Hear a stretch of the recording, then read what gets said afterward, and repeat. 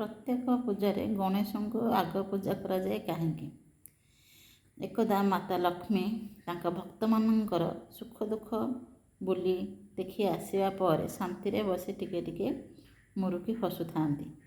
ସେତିକିବେଳେ ନାରାୟଣ ଆସି କହିଲେ, ତୁମେ ଶାନ୍ତିରେ ନିଶ୍ୱାସ ମାରି ଭାବୁଛ ଯେ ତୁମେ ସବୁକିଛି କରିପାର, ତୁମେ ସମ୍ପୂର୍ଣ୍ଣ, କିନ୍ତୁ ତୁମେ ସମ୍ପୂର୍ଣ୍ଣ ନୁହଁ, କାରଣ ତୁମେ ମା ହୋଇନାହଁ। ଯେ ପର୍ଯ୍ୟନ୍ତ ଗୋଟିଏ ନାରୀ ମା ହୋଇନାହିଁ ସେ ପର୍ଯ୍ୟନ୍ତ ସେ ଅସମ୍ପୂର୍ଣ୍ଣ। ଏକଥା ଶୁଣି ମାତା ଲକ୍ଷ୍ମୀଙ୍କୁ ବହୁତ ଦୁଃଖ ଲାଗିଲା।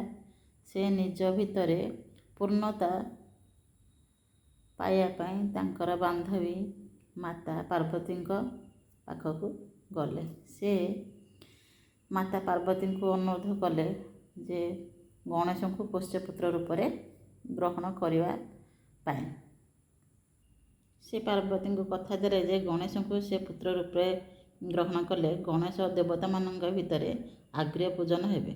ଯେଉଁ ପୂଜାରେ ଗଣେଶଙ୍କୁ ଆଗ ପୂଜା ନ କରାଯିବ ସେ ପୂଜା କେବେ ସମ୍ପୂର୍ଣ୍ଣ ହେବ ନାହିଁ।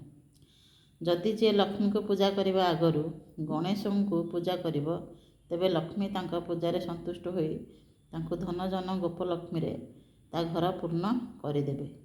ମାତା ପାର୍ବତୀ ଗଣେଶଙ୍କୁ ଲକ୍ଷ୍ମୀଙ୍କ ପୋଷ୍ୟପୁତ୍ର ଭାବେ ଅନୁମତି ଦେଲେ।